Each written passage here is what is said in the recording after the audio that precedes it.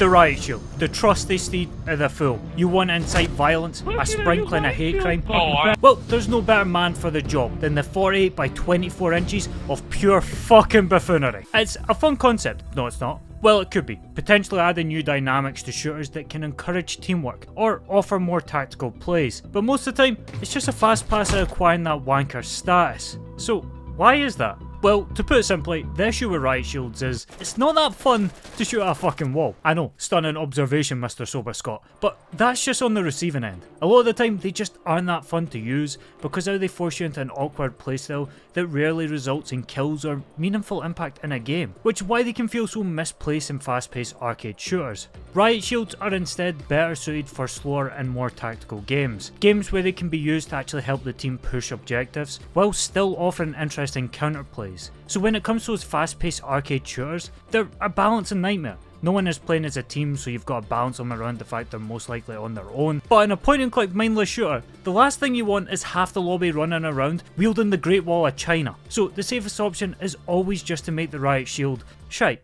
Which, yeah, they're a gimmick. They're not meant to be amazing. It's a shield after all. It's not exactly going to batter a Apache helicopter. In most games, they're slow, do little damage, leave you exposed, and then they'll be more a nuisance to your teammates than anything else. So the question is, for these arcade shooters, why add them in the first place? Well, as much as I can hate them, they are one of the few unique aspects that you can add to more grounded shooters that isn't just another gun. By the way, I use that term grounded loosely, because I know Godzilla's kind of about World War II now. Don't get me wrong, I wasn't there, but I don't think the fucking green lizard was there. The Riot Shield can allow for some variety, and yeah, there can be some fun gameplay dynamics that can come from it. If you're mentally ill. Also, there are games that take steps to make the dynamic not as frustrating, like making them more so abilities, allowing them to be that little bit stronger without being as frustrating, as it's infrequent, or even making the shields themselves destructible, giving opposing players some satisfying feedback, while still offering a direct counter that doesn't affect the standard gameplay flow. But getting that balance between being fun to use and not soul crushing to play against is always going to be difficult, because you're never going to hear the COD community stand up and say,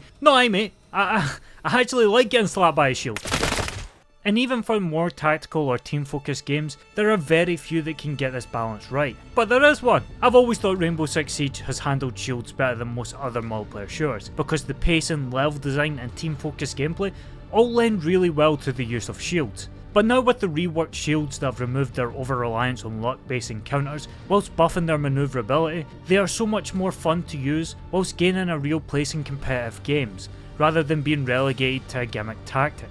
Siege shields work because the slow movement combined with the typically enclosed level design allow Riot Shields to slowly put in aggression, taking map control without being easily outmaneuvered. But crucially, Siege still offers a variety of direct and indirect ways to counter this aggression. Defenders are given a lot of information, which combined with the large variety of gadgets, pushes can be anticipated and slowed down, or completely stopped before it becomes an issue. They even have their own shield operator.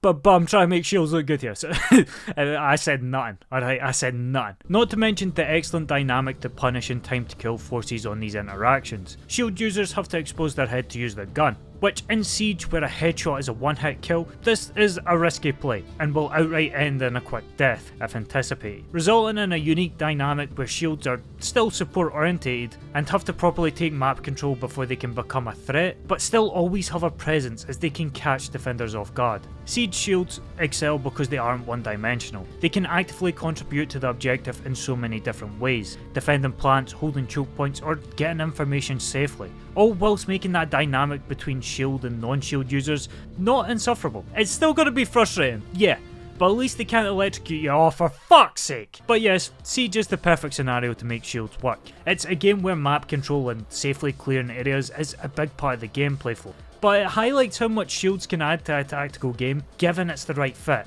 I honestly don't think there's much more games like Call of Duty can do to fix their shields. They work for their intended purpose as a gimmick. Make them any stronger, it's just going to cause more frustration. And make them any weaker, well, even less people will use them. It's not an issue of their design, more so, just why the fuck are you adding it in the first place? Well, apart from everyone using the shield to cover their fucking scoliosis-ridden backs, and now that's fucking low cartilage behaviour. I know that's not talking about their usage in single player games, and the now more common energy shield thing, where you see in pretty much every hero shooter now. But fucking hell, I'm a pioneer in laziness. I'm no Mr. Beast, alright? Sub for a Riot Shield sequel or something.